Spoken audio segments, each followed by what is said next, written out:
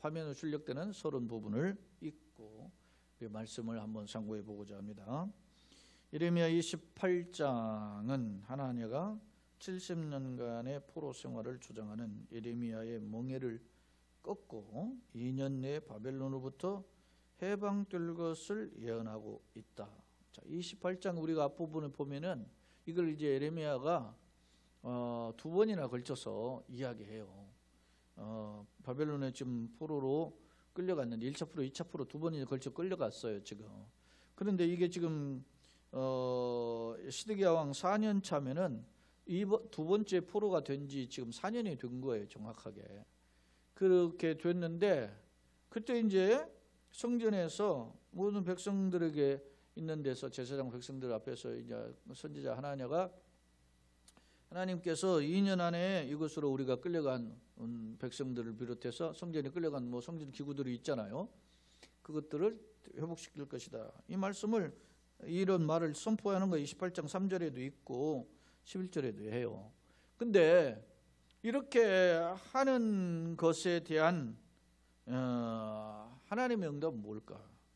먼저 이런 선포를 하니까 예레미야가 그렇게 되기를 나도 원한다 진심으로 사실은. 그러나 사람의 우리가 선지자의 그 선포한 메시지는 그 메시지가 성취됨을 통해서 진짜인가 가짜인가를 알 수가 있다. 그러면서 하나냐에 대한 경고를 하는 거예요. 그렇게 하고 하나님 메시지를 주죠. 하나냐는 죽을 것이다. 그런데 그해 지금 7째 달에 죽게 돼요. 자, 그런 내용을 한번 살펴보는데, 자, 서론 부분에 물론 그는 하나님의 경고대로 결국 죽게 되지만 하나님의 거짓 은행은 당시 유다 지도자의 부패한 영적 상태를 대변해요. 여러분, 이 부패한 영적 상태라는 것을 그냥 제가 한 말이 아니고 이 뭡니까 선지자 예레미야를 통해서 짚어보는 그 말씀들을 보면 그런 표현에서 살펴볼 수 있어요. 패역하다, 그렇게 백성들을 미혹한 그런 표현이 패역한 거라는 거예요. 그런 말씀을 성경 말씀을 통해서 살펴볼 수 있습니다. 그렇다면은 하나님께서는 하나님에게 그런 이렇게 패역한 메시지를 전하고 자기 생각대로 하나님이 주신 메시지도 아닌데 백성들을 미혹한, 그러면 그런 거짓 선지자는 하나님이 어떻게 응답하실까? 한번 말씀을 통해서 살펴보자는 것입니다. 자, 그해 곧 유다왕 시드기야가 다스리기 시작한 지 4년 차의 5째 달이라고 그랬어요. 시드기야 왕이 11년 통치하다가 나라가 11년째 망하는데요. 이미 자기가 11년 차에 처음 왕이 됐을 때 조카를 뒤이어서 왕이 됐어요. 조카가 여호야긴인데 여기 본문에 나오는 그 4절에 여호야김의 아들 여고니야라고 써 있죠. 이 여고니야는 여호야긴 왕의 또 다른 이름이에요. 여고니야, 여호야긴 같은 사람인데요. 그가 사로잡힌 지 4년이에요. 그러니까 왜냐하면 조카가 사로잡혀가고 자기가 왕이 됐거든요. 그럼 바벨론에 이제 왕이 세웠는 거거든요. 그런데 그래도 여전히 바벨론이 그 이전에 자기 조카를 여호야긴을 사로잡아가기 전에 그 전에 7년 전에 또 찾아와가지고 첫 번에 처음 들어가지고서 1차로 한번 포로를 잡아간 적이 있어요. 그러니까 1차 포로도 했고 2차 포로가 됐는데도 정신 못 차리는 거죠, 이스라엘이. 그런지 4년이 지난 5째 달을 기브온 아술의 아들 선지자 하나냐라고 표현했어요. 기브온 아술인데 이 하나냐가 기브온이 원래 베냐민 지파의 영토에 있어요. 원래 기브온이 그 속임수를 해가지고 여호수아의 속임수를 해가지고 원래 이방 사람인데 말이죠. 이 이스라엘 민족에 편입이 되잖아요. 그게 기브온 땅인데 그 기브온 땅이 어느 지파 영토에 속해 있었냐면 베냐민 지파에 속했어요. 근데 그 베냐민 지파에 속한 그 하나냐가 여호와의 성전에서 제사장들과 모든 백성이 보는 앞에서 내게 말하였다. 나는 지금 예레미야죠. 뭐라고 했느냐? 만군의 여호와 이스라엘 하나님이 이같이 일러 말씀하시기. 지금 이제 하나냐가 하나님의 이름을 이용하면서 선포하는 거예요. 내가 바벨론의 왕의 멍에를 꺾었다. 이 멍에를 꺾었다라는 말은 제가 이제 준비한 그 교재는 여러분이 이제 송출해야 되지 않지만 이 그 멍에를 꺾었다는 말을 제가 원문어를 이게 살펴보니까 샤바르티 에트 올이라고 하는 히브리어더라고요. 이 샤바르티 에트 올이라고 하는 이 단어를 살펴보니까 압제를 벗겨버린다 그런 뜻이에요. 그러니까 멍에를 벗겨버린다라는 것은 멍에를 꺾었다는 것은 너를 짓밟고 힘들게 하는 것을 벗겨버렸다는 거예요. 그러니까 해방을 의미하는 거죠. 그런데 이거를 어떻게 하느냐 보세요. 3절에 내가 바벨론 왕 느부갓네살 이곳에서 빼앗아 바벨론 옮겨간 여호와의 성전 모든 기구를, 지금 1차 포로도 가져갔고 2차 포로에도 가져갔어요. 특히 2차 포로에는 이제 많은 사람들과 대부려서 이렇게 가져갔기 때문에 많은 그 성전 기구들을 가져갔단 말입니다. 그 기구를 2년 안에 다시 이곳으로 되돌려오랴. 백성들이 생각하기를 얼마나 환호적인 열광적인 그런 기쁜 소식입니까? 예? 여러분요, 우리가 생각할 때 코로나19가 뭐 곧 떠날 줄, 두세 달이면 떠날 줄 알았잖아요. 예전에 생각해 보면. 제가 여러분요, 그 통계를 보니까 처음에 우리가 이게 코로나19가 왔을 때 그 우리나라 숫자나 대만의 숫자나 이 코로나 감염자들이 거의 비슷했어요. 근데 우리나라는 인구가 대만보다 2배 조금 넘죠. 대만은 한 2,400만 명, 우리는 5,200만 명. 그러니까 많죠. 우리가 2배 넘는데 땅덩이는 우리가 훨씬 크잖아요.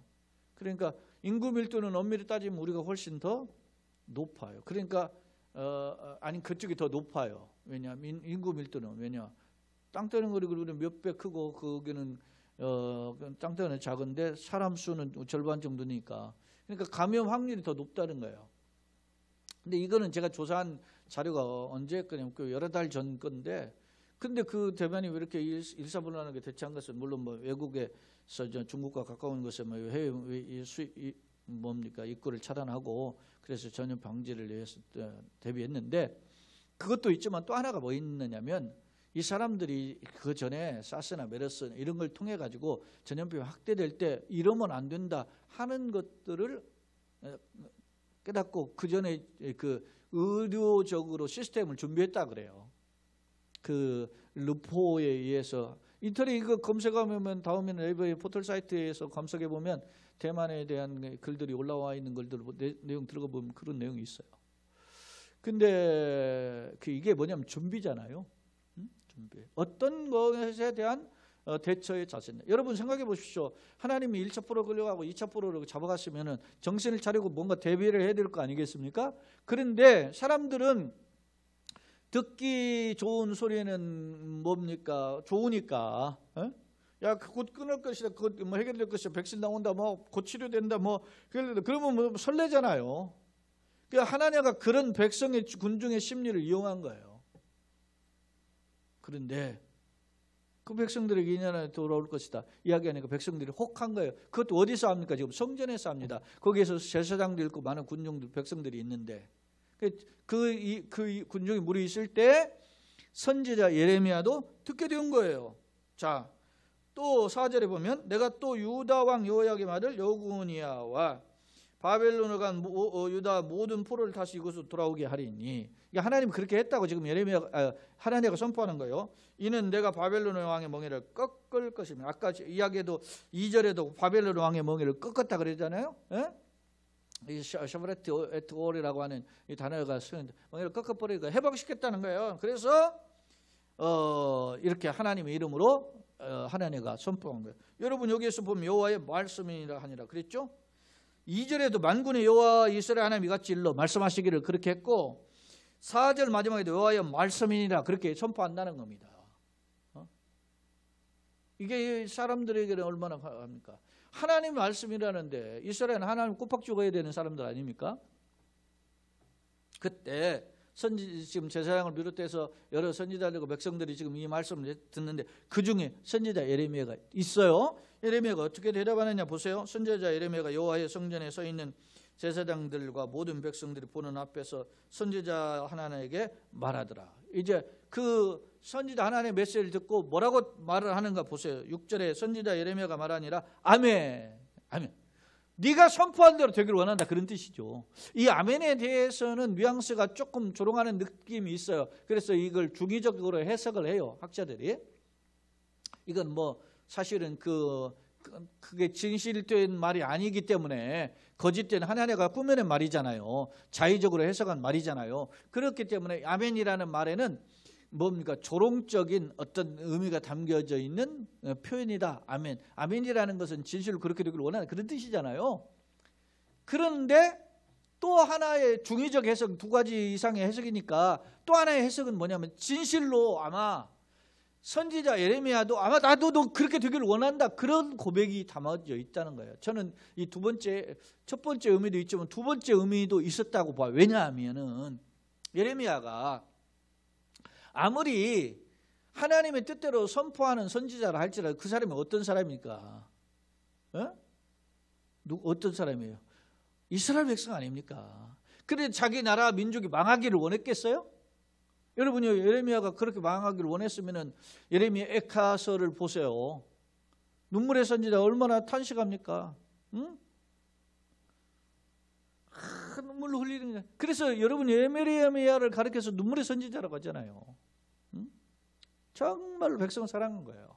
그러니까 진심으로 거짓 선지자 하나님의 말이 빨리 인연이 회복된다. 그러니까 나도 그렇게 되기를 원한다. 그러니까 그런 마음에서 아멘이라는 말이 나온 거예요. 그러니까 두 가지 의미가 있어요. 하나는 그 말이 거짓이라는 말이기 때문에 조롱의 의미로서 아멘이라는 말을 하시리라, 그런 표현도 있고, 또 하나는 정말 나도 그렇게 네가 말하는 대로 그렇게 나도 되기를 원한다, 그런 의미의 간절함이 있는 거예요. 왜? 민족을 사랑하니까, 회복되기를 원하니까. 응?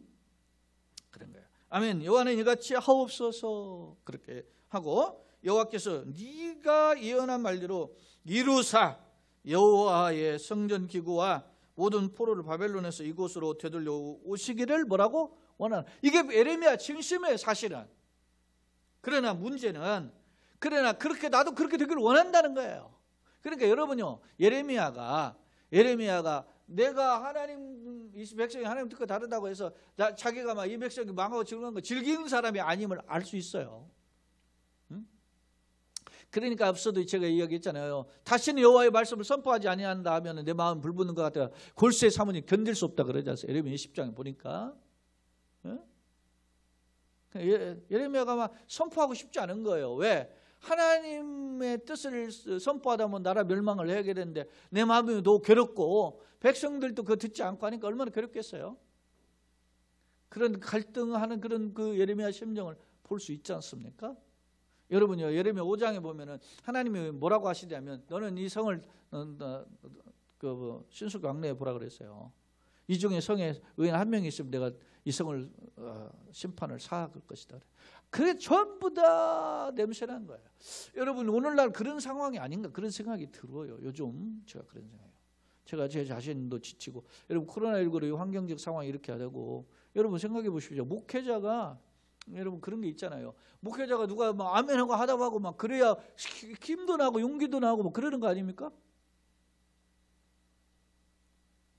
지금 우리가 수요 예배 오픈했지만 영상으로 지금 예배 드리는데, 새벽에도 예배하지만 영상 뭐 현장도 오픈해 예배하지 마. 이게 야, 내가 이게 참 지치죠. 저는 뭐 예레미야 뭐 발톱껍질을 쫓아가기도 어려운 그런 목사인데 예레미야 선지자가 얼마나 지쳤겠어요. 그러니까 나도 네가 말하는 대로, 하나님 네가 선포한 대로 나도 그렇게 되기를 원한다, 그런 마음이 담겨져 있어요. 그러나 7절에 보면, 그러나 너는 내가 네 귀와 모든 백성의 귀에 이르는 이 말을 잘 들으라. 하나님의 메시지를 내가 한번 전할 텐데 제대로 한번 들어보라, 그런 말씀이에요. 그러면서 나와 너 이전의 선지자들이 예로부터 많은 땅들과 큰 나라들에 대하여 전쟁과 재앙과 전염병을 예언하였다. 자기뿐만 아니라 많은 선지자들이 예언을 했었다 이거예요. 이전에도 했는데, 자 보세요. 평화를 예언하는 선지자는 그 예언하는 말이 응한 후에야 그가 진실로 여호와께서 보내신 선지자를 인정받게 되라. 이거는 선지자 진짜가 같이 하니까 증거하는 것은 그가 선포한 메시지가 성취되느냐 안 되느냐가 있는 거예요. 여러분 마태복음에 보면은 70번이 넘게 마태가 이런 이야기를, 이는 선지자 뭐 예를 들어서 이사야로 하신 말씀을 이루려 하심이라. 이는 선지자로 뭐 예를 들어서 나세렛 사람이라 칭함을 이루려 하심이라. 예를 들어 이런 애굽에서 내 아들 불러내었다 함을 이루려 하심이라. 이런 말이 이루어졌다. 이렇게 이야기하거든요. 그러니까 예수님이 그냥 오신 분이 아니라는 거예요. 하나님의 예언하신 선지자를 통해서 예언하신 것을 이렇게 이루셨다는 거예요. 예를 들어서 다윗의 자손으로 온 게 어떤 의미가 있어요? 아브라함과 다윗의 족보를 이야기하면서 예수님이 아브라함과 다윗의 자손으로 오신 그 메시아라는 걸 증명하잖아요. 그리고 예를 들어서 아들을 낳으는 이 이름을 임마누엘 예수라 하라. 이는 제가 우리 우리를 그의 죄에서 구원할 자이라. 구원자. 예수가 그런 자잖아요. 메시아. 근데 그게 이사야 성경에서도 있죠. 함을 이루려 하심이라. 뭡니까? 선지자 이사야가 한 아들 우리에게 주시고 한 아이를 우리에게 주신 바 되었는 그는 계미자를 모사로 전능하신 하나님 영존하신 아버지 평강의 왕이라. 그렇게 한 것이 이루어지는 거잖아요. 그것을 이루려 하시면 표현을 이런 번 넘게 마태가 인용을 해요. 누구에게? 이스라엘 백성. 마태는 이스라엘 백성들에게 예수는 메시아다라는 거, 우리가 기대한 구약 성경에 기록된 그 메시아다라는 걸 증거하기 위해서 기록한 거거든요. 그러니까 구약 성경을 인용하는 거예요. 자, 이야기가 좀 확대됐지만은 선지자 예레미야가 이야기하는 거예요. 우리가 지금 너도 지금 말을 하고 나도 메신저로 하는 말씀을 전하는데 너가 말한 말하고 내가 말하는 말은 다르다. 나는 70년 차에 해방된다고 이야기했고 너는 2년 만에 지금 돌아온다고 그렇게 이야기하는데, 물론 뭐 이제 1차 포로 2차 포로 이제 끌려간 데가 따지면은 약 한 10년이 넘었죠. 1차 포로가 끌려간 지가 벌써. 그러니까 이런 상황에서 그럼 누가 진짜인지를 알아보려면 어떻게 해요? 성경의 근거에 보면 뭐예요? 하나님의 그 자기가 선포한 메시지가 응답될 때가 진짜다. 자, 성경 말씀 한번 봅시다. 신명기 18장. 우리가 성경 말씀 한번 살펴보기를 원합니다. 여기 신명기 18장 매우 중요한 말씀이 담겨져 있어요. 근데 이 말씀이 왜 중요한 거 아니? 이게 이제 선지자에 대한 그 표현이에요. 이게 사실은 여기 여러분 암송하기 좋게 신명기 18장 18절 이 말씀은 매우 중요한 말씀인데, 신명기 18장 18절 잊어버리지 마세요. 왜 그러냐? 이 말씀은 모세를 통해서, 모세가 신명기 이제 모압 평지를 놓고 이게 설교하고 이거 이제 죽잖아요.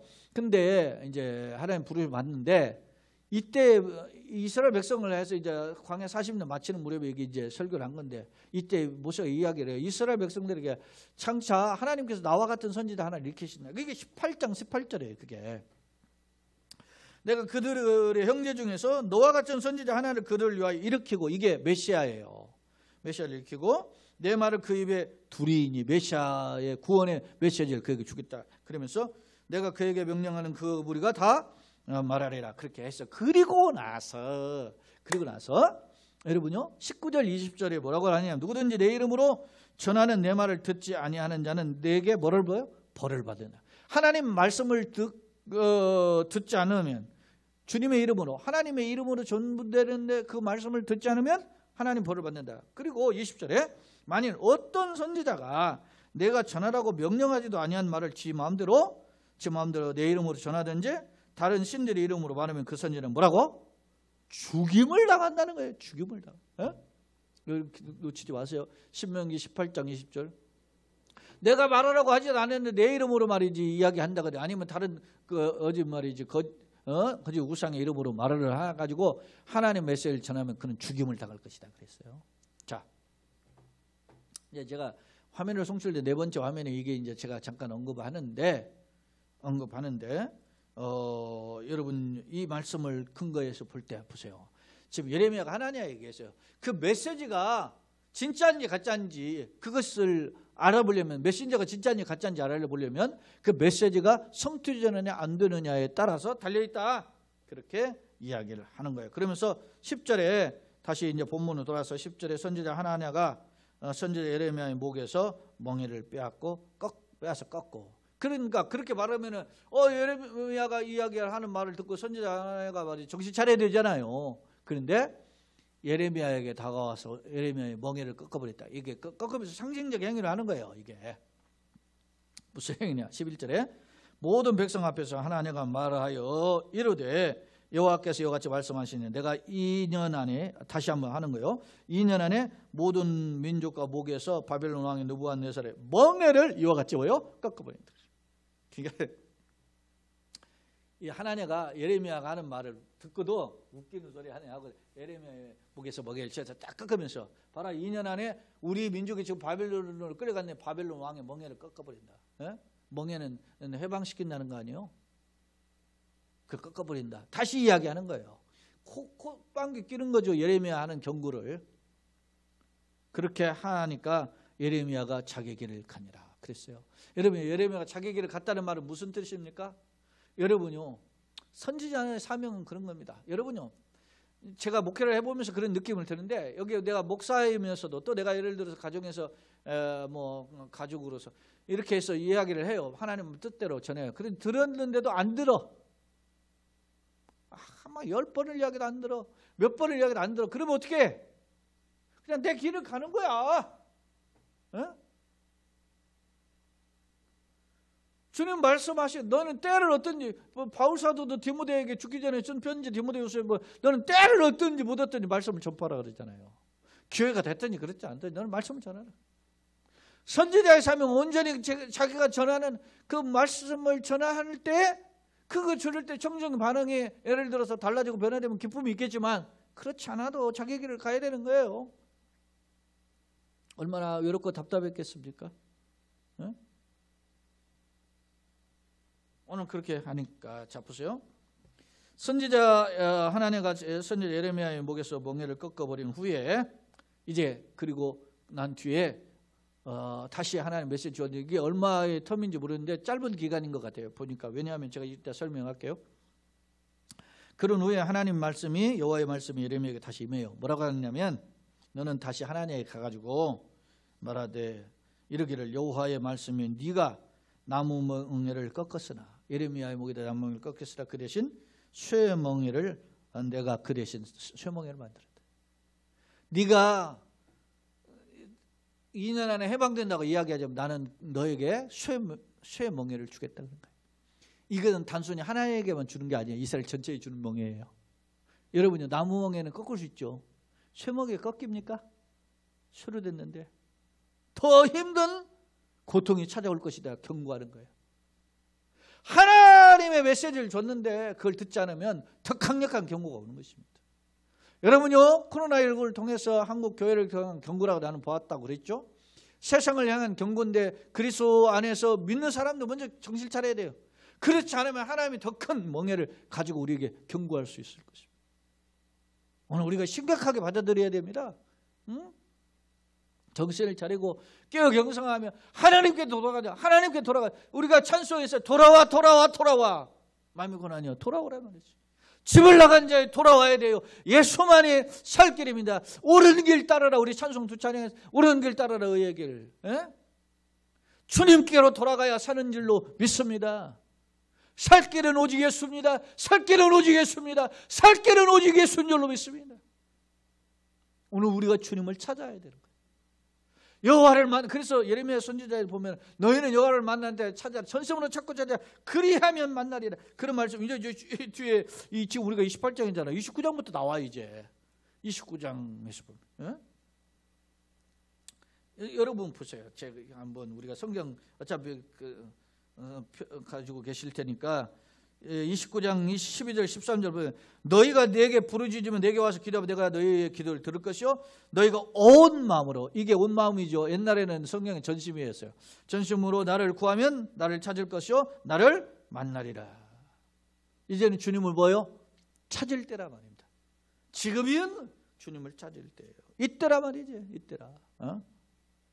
그런데 이스라엘 백성에게 하나님의 메신저인 예레미야를 통해서 주셨는데도 불구하고 듣지 않아요?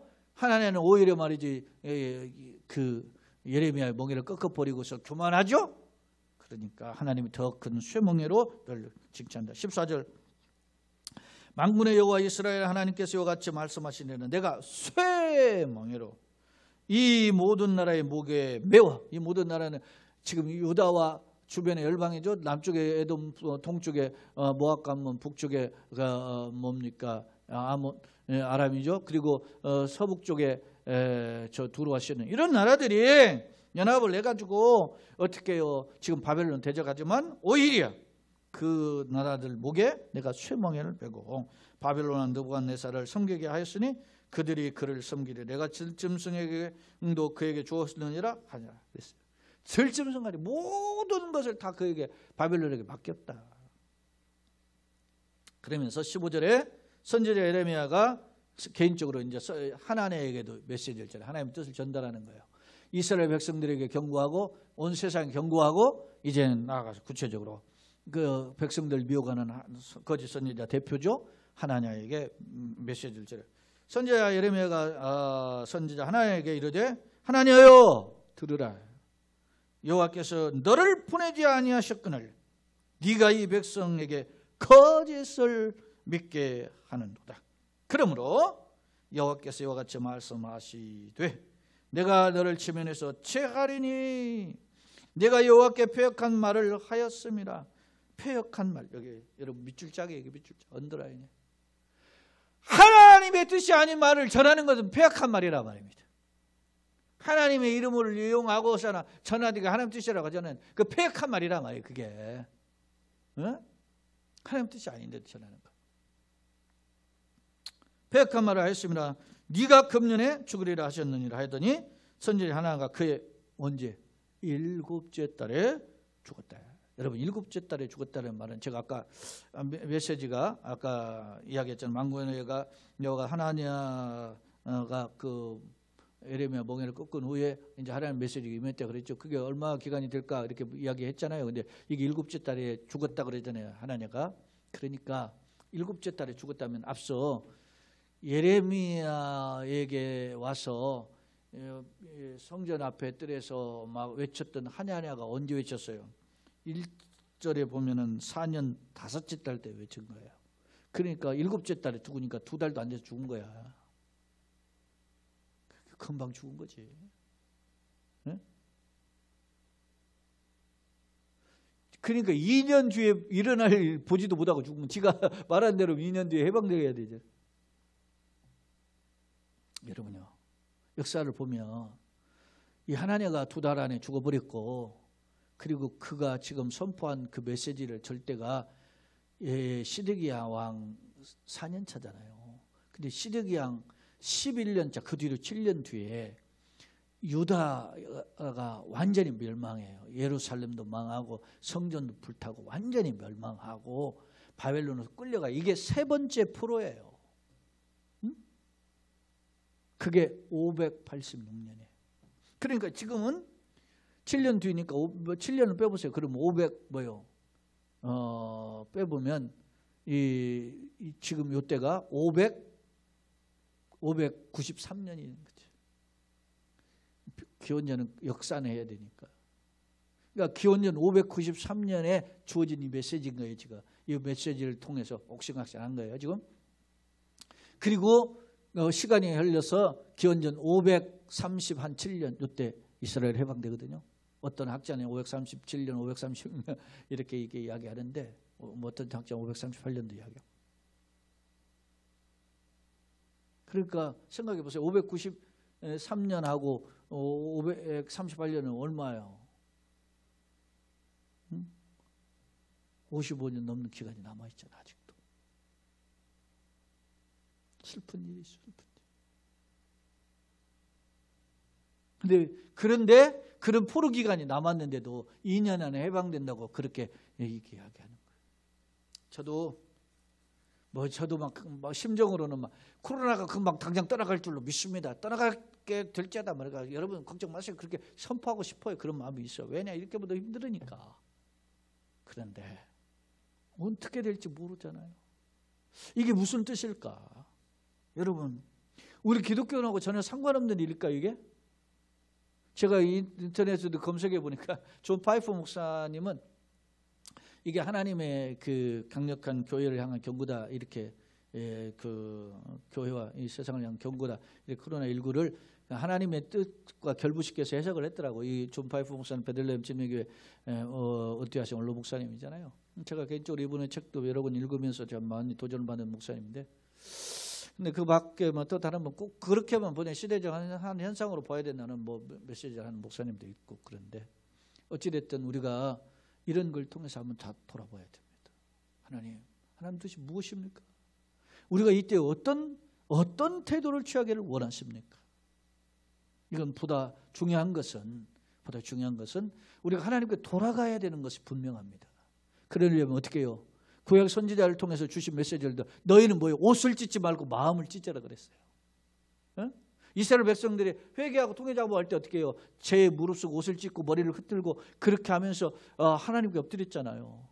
그런 행위적 그런 것이 진실된 마음으로 드러나야 된단 말입니다. 자, 교재 두 번째 화면을 통해서 한번 말씀을 한번 정리해 보겠습니다. 1절로 4절은 하나님과 성전에서 예레미야에게 2년 안에 바벨론에서 회복될 것을 예언했어요. 그런데 이에 대해 하나님의 예언에 대해 예레미야의 반응은 뭐요? 그렇게 되기를 원합니다. 그렇지만은 그런 반응엔 두 가지, 하나는 조롱의 의미도 있지만 그런 그 예레미야와 한켠에 간절한 마음도 있었어요. 그러나 예레미야는 7절 9절에 보면 하나냐를 향해 선포한 메시지가 응답되어야 참된 선지자. 네가 그렇게 2년 안에 회복된다 할지라도 진실된 선지자의 메시지는 어떻게 해요? 자기가 전한 메시지가 응답되어야, 그것이 실현되어야 진짜 선지자다. 그렇게 이야기해요. 그리고 10절로 11절에서 그런 예레미야를 향해서 하나님가 와서 예레미야의 목에 멍에를 꺾고, 이 멍에를 꺾은 것이 하나님 2년에 우리를 바벨론 왕의 목을 꺾어버리고 우리를 해방시키겠다, 이렇게 또 선포한 거예요. 거듭. 그때 하나님이 예레미야에게 메시지를 주셔요. 뭐라고 하느냐? 유다가 이제는 나무 멍에가 아닌 쇠멍에로 이 고통을 당하게 될 것이다. 그리고 거짓말을 선포한 하나님은 어떻게 해요? 죽임을 당할 것이다. 실제로 예레미야가 거짓 전한 하나냐의 죽음을 선포하고 그의 그 7번째 달, 그러니까 앞서 5째 달에 있었으니까 2달이 채 못 돼가지고 그 예언대로 하나냐가 죽임을 당하게 될 거예요. 이건 뭡니까? 강력한 경고죠. 선지자 하나냐의 죽음을, 거짓된 자의 죽음을 통해서 이스라엘 정신 차리도 깨달아. 그런데 못 깨달아요. 못 깨달아. 그리고 7년 만에 나라 망하잖아요. 못 깨달아요. 코로나가 오고 코로나 할아버지가 와도 못 깨달아. 여러분, 이게 그래서 두려운 거예요. 강단에 있는 저도 두렵고 여러분 두려워야 돼요.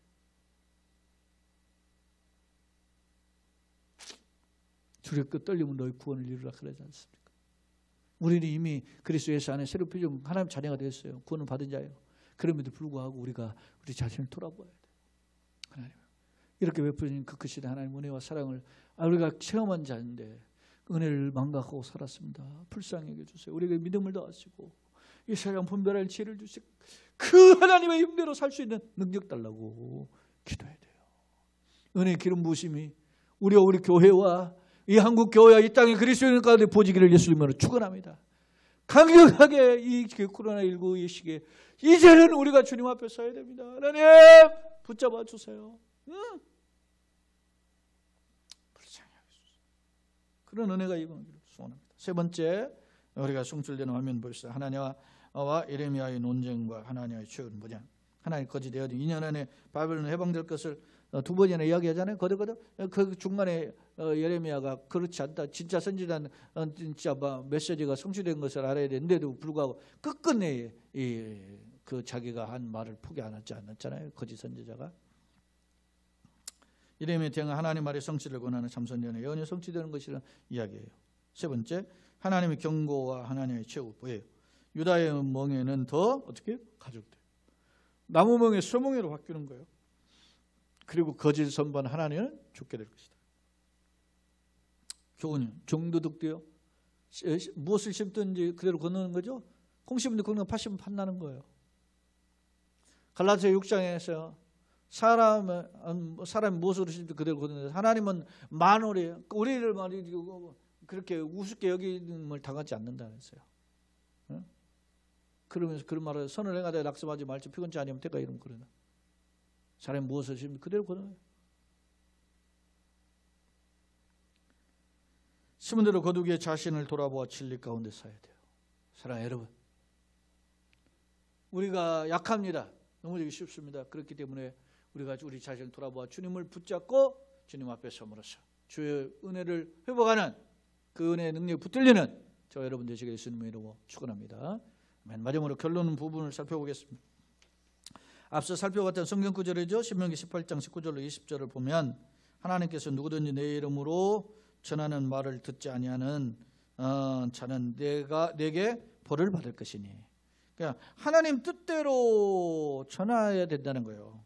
그런 받을 것이나 그러나 선지자가 제 마음대로 내 이름을 전하든지 다른 신의 이름으로 말하면 그 선지자는 뭐요? 죽임을 당한다.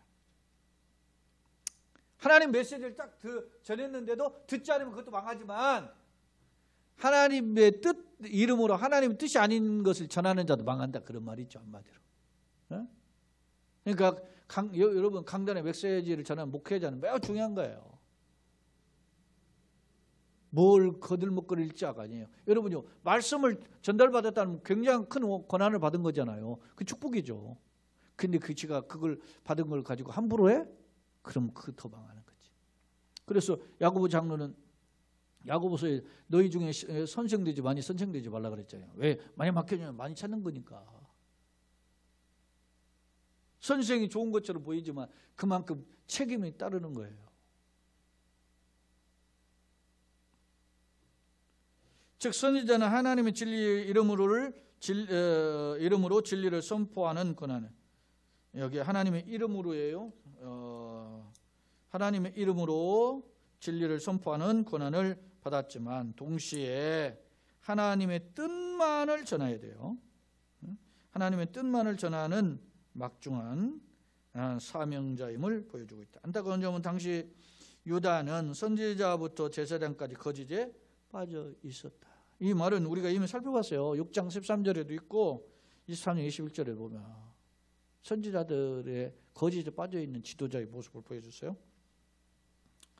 하나님의 모습이 바로 대표적인 사례잖아요. 거짓 선지자의 모습. 나는 어떤가? 과거를 거울 삼아.